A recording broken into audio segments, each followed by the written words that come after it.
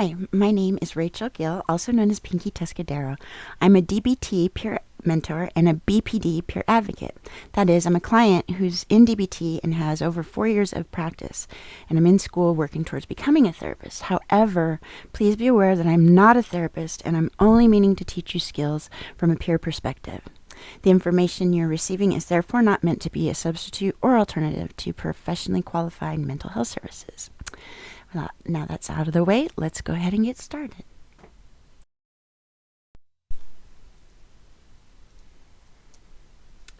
Now, in dialectical behavior therapy, there is a AAA training model. The AAA stands for awareness, which generally refers to mindfulness, which is the state of awareness we bring to the present moment. Then there is acceptance, which is different than forgiveness. Acceptance is basically just acknowledging reality as it is without judgment. And then action. Action is about doing what you need to do to improve your life. So there's an assumption in DBT that peers are doing the best that they can do better, and must work hard to do better.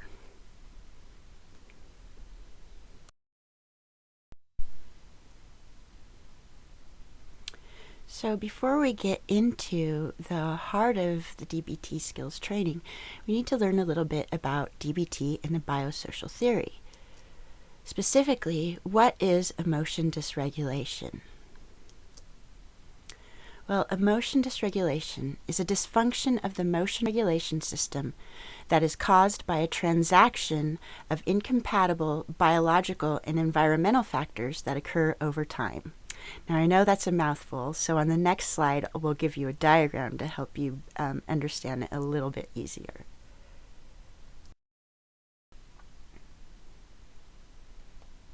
So here is a diagram for the DBT biosocial model for emotion dysregulation. So we start with emotional vulnerability. Now this is genetically defined in the individual. So somebody who is emotionally vulnerable is generally sensitive to emotions without any sort of influences, just by their own nature and how they were born. Then you add that to an invalidating environment, which is any environment that punishes, dismisses, devalues, or just doesn't recognize that the person is emotionally vulnerable and needs extra attention to training. So just like a person who has dyslexia may need extra support in learning how to read, so does the emotionally vulnerable person need extra support in learning how to regulate emotions. But oftentimes people and parents don't recognize this because emotion regulation is not something that is generally taught, and there's a lot of stigma against emotions. So it's something that people with emotional vulnerability might not get when they're growing up. So you take that emotional vulnerability, you add it to the invalidating environment, and this causes emotion dysregulation. So the transaction that happens is when you take the emotionally vulnerable person, you put them in an invalidating environment, and that invalidating environment like punishes or has a negative consequence, then that emotional vulnerability will increase, and then the invalidating environment will get more invalidating, and then the emotional vulnerability get more unstable, and it'll keep getting more and more intense until you get into extremely problematic behaviors.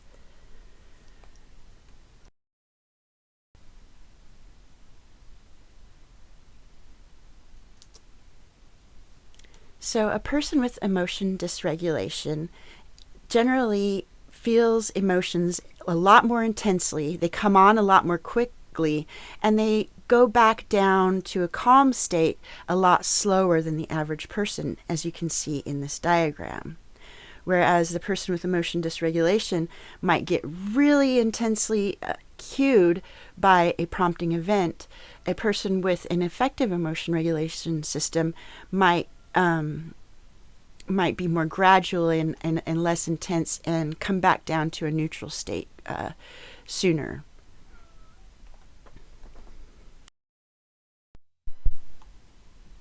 So now that you have an understanding of what emotion dysregulation is, let's get into the basics of wise mind. First, let's get into the states of mind. First, we have a logical mind, which is the cool and calm and logical side of your mind. This is a side of your mind that you use to problem solve by using tasks and analysis. And then the other side of our state of mind is the emotion mind. Now, this side of mind is typically hot and passionate. It's mood inclined and emotion driven. So solving problems will come from a place of emotion. So you're coming from a gut response more than analysis, like you would if you were in a logical mind.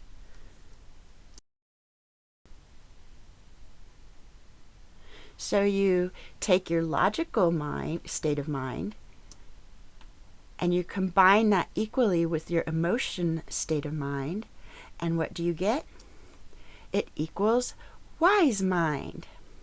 Now, wise mind is a balanced state of thinking where you can equally access your logical and rational side so that you can problem solve as needed. And also, you're also equally accessing your emotion mind so that you can fully experience and process emotions as needed too.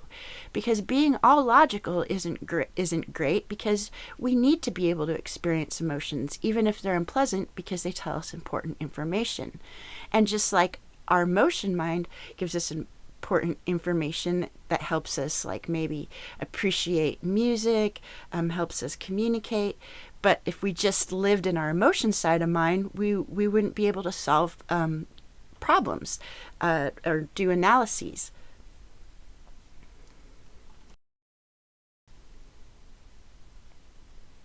So now let's talk about dialectical thinking. So what is dialectical thinking? Well, people who have emotion dysregulation tend to think in black and white thinking. Now, black and white thinking means that you're all or nothing. So if you love somebody, you're really dependent on the mood. So if you're mad at them, you hate them. They're absolutely the worst person in the world. But if you're feeling loving towards them, then they're just absolutely awesome. They can't do any wrong. Now both of these sides of thinking are extreme and probably not a very balanced point of view of who the person is or how you fully really feel about the person. So in dialectical thinking, we take the two opposing points of view and we synthesize a balance. And we synthesize a balance by acknowledging what parts of the black and what parts of the white make sense and are valid. And we bring those together to find a dialectical point of mind. And this is dialectical thinking.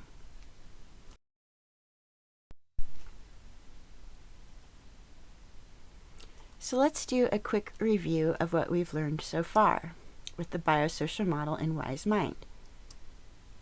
First, biological emotional vulnerability plus an invalidating rearing environment equals emotion dysregulation. The second concept we learned is that logical mind plus emotion mind equals wise mind.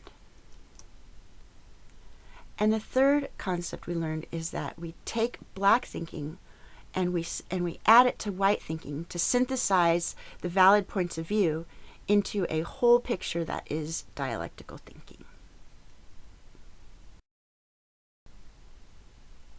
Now let's move on into DBT TIP Crisis Survival Skills.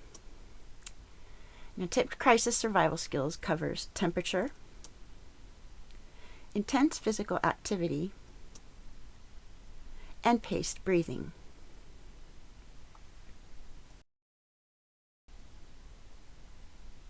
Now, before we go over each skill individually, let's orient ourselves to the TIP skills.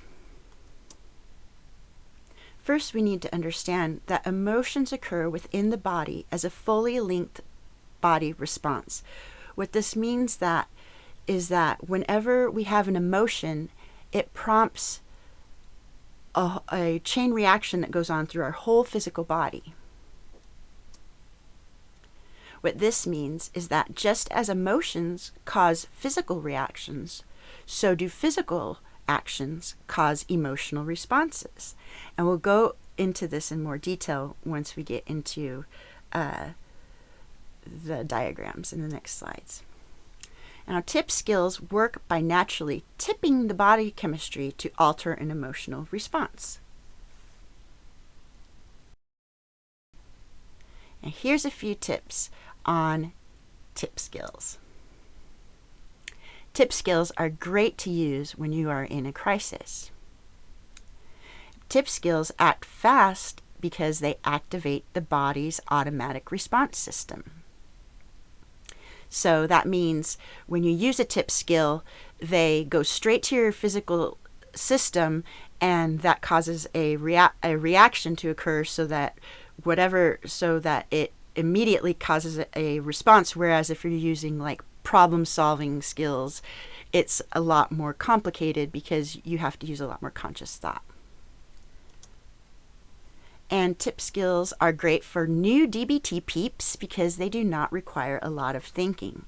So these are great when you're just starting out with skills because you don't have to have a whole wealth of DBT knowledge or a lot of emotion regulation skills to start applying them.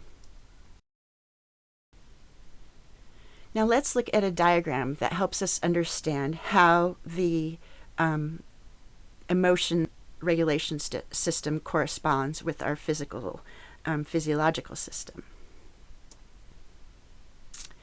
So first, we start with a prompting event. So let's say you have an important goal is blocked. Now, this is a justified situation for anger. So your goal is blocked and you feel angry.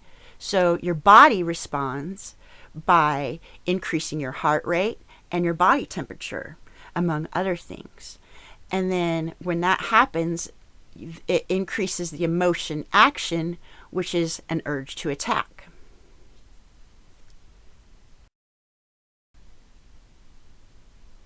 Now, in the second diagram, we're going to see how tipping the body chemistry works on the previous diagram that we just saw. So in tipping the body chemistry, we start with a prompting event where your important goal is blocked. Your emotional response is anger. But rather than going into, the increased heart rate and the increased temperature, you can intervene in that response by tipping your body chemistry by cooling your body temperature. And this leads to an emotion action that helps accelerate a calming effect.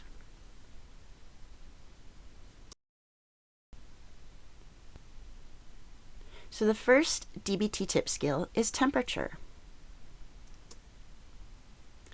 Now, when we're applying temperature, we change the body's temperature to change an emotional response. That's pretty straightforward. Ways that you can do this is to splash cold water on your face.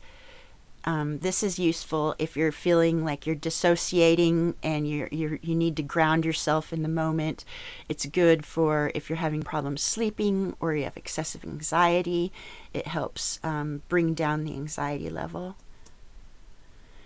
You can keep an ice pack in the freezer for emergencies. I have like 4 ice packs in my freezer, and whenever I'm like going somewhere where I have a lot of anxiety because I deal with agoraphobia, then I'll throw an ice pack in my bag so that I can use it to cool myself if I start having a panic attack and my skin starts getting really, really hot and I start sweating and it gets really intense. So having an ice pack on deck for emergencies is a good way to help apply your temperature skill.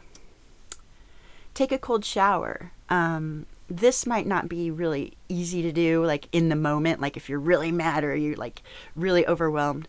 But for me, like leaving the house is really difficult. So every time I take a shower before I'm getting ready to go somewhere, I will end my shower with a really super cold blast of cold water at the very end, just to kind of shock my system, clear my mind, and get my body into a calmer state than it would be if I didn't use the shower.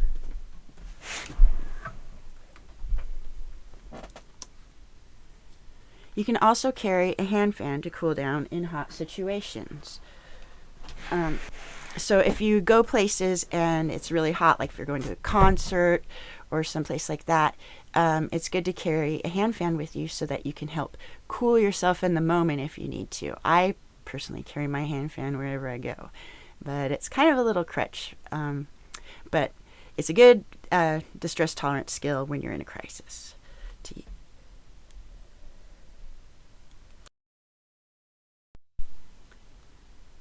The next tip skill we'll be learning is intense physical activity. Now, doing at least 20 to 30 minutes of physical activity a day is known to reduce overall emotional vulnerability. So if you can exercise every day, you're generally going to have an improved mood and have an easier time regulating your emotions. Now, if you're overwhelmed with anger, you can do 100 jumping jacks to release tension and excess energy. Now, it's important to expend energy when you're really angry, because when our body is prompted to anger, it releases all kinds of hormones and neurotransmitters and things like that causes our body to go into a state of fight or flight, so your body is primed and ready to act. So if you don't expend that energy, then your emotional vulnerability is going to probably be intense and more ramped up because you have not released that energy. So doing something that's really physically active will help you bring your intensity levels down a bit than if you didn't do any exercise at all. Now, make sure that before you apply or try practicing this skill, if you have any physical health concerns, make sure to consult a doctor first. As always, be safe and don't try these things if you have any sort of concerns. The next skill is paced breathing. Now, deliberately slowing the breath helps to slow your heart rate, lower blood pressure, and the body's temperature, as well as other physiological actions. Taking a moment to take 10 deep, slow breaths when you are feeling overwhelmed helps to calm the system and can bring you back into wise mind. Now, if you have problems with anxiety or trouble sleeping or relaxing, progressive muscle relaxation is a good way to help release body tension when overwhelmed. Now, progressive muscle relaxation is a breathing technique that you use where you pair your inhalations with tensing muscles, and then you pair your exhalation with releasing the tension of muscles. So you go through every muscle in your body. So let's say you start with your arms.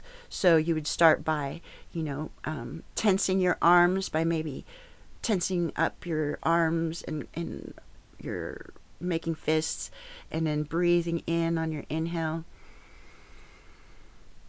And then when you exhale, release your clenched fists.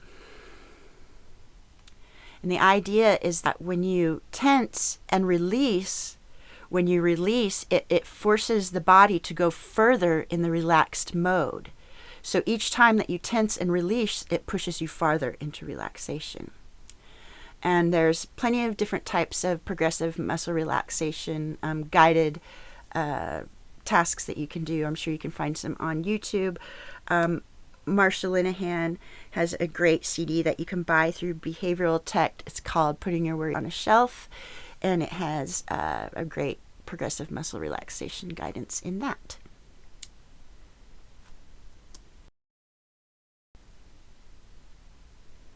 So the TIP crisis survival skills we learned today were temperature,